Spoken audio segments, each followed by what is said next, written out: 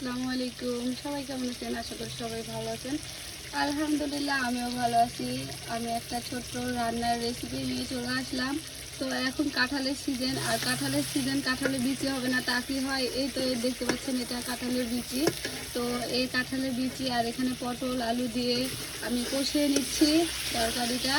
আর এটা শুধু এই তরকারিটা রান্না করবো না, এটার সাথে আছে মাছ। সবাই শুনে অবাক হয়ে যাবেন, কারণ এই মাছটা সবাই পছন্দ করে না, পাঙ্গাস মাছ। আর আমার জামাই পাঙ্গাস মাছ দিয়ে সবজি রান্না প্রচণ্ড পছন্দ করে। অনেকে কিন্তু ভুনা করেও খেতে পারে না, কিন্তু আমরা এভাবে খেয়ে থাকি।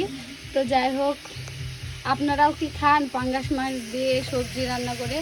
যদি খেয়ে থাকেন অবশ্যই কিন্তু কমেন্টে জানাবেন। আর আমার ফেভারিট খাবার এই তো এখানে আমি এটা প্রায় রান্না করি, কারণ আমাদের গাছে আছে। এটার নাম হচ্ছে ডুমুর। তো আজকে ডুমুর রান্না করব, এটা আমার জন্য আর ওটা আমার হাজব্যান্ডের জন্য। সো কার কোনটা রান্না বেশি পছন্দ আর বেশি বেশি খান অবশ্যই কিন্তু কমেন্টে জানাতে ভুলবেন না। টাটা।